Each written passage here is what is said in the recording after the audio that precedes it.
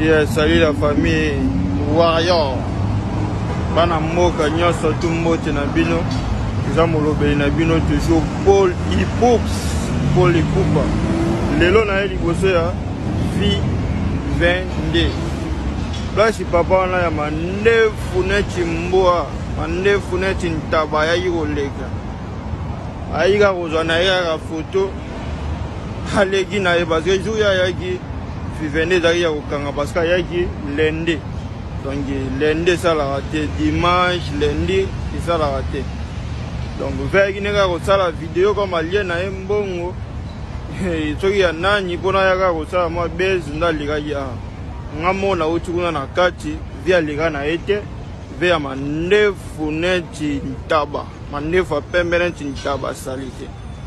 Donc peuple congolais, le 19, Gauthier Fagende Makala.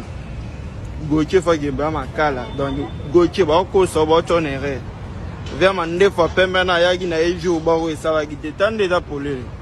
Donc, Nana Ebisi, Bawarion Nyonso, peuple congolais,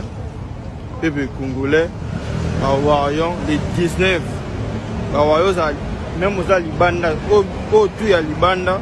Pour dire photo de soutien pour la famille justice pour la famille donc au bana kati biso tout liboso du tribunal na ba banderole ya Fally Ipupa artiste na biso donc meilleur ba meilleur donc pour cela na aussi les sana roloba ke justice pour la Fally Ipupa, justice pour na champion d'Afrique, justice pour meilleur artiste francophone, justice pour la paix, il y a démocratie musicale, il y a Mboka na biso Congo, et justice pour la papa na Marco 6, justice pour la mobile ya Nana Ketchup Bafana international.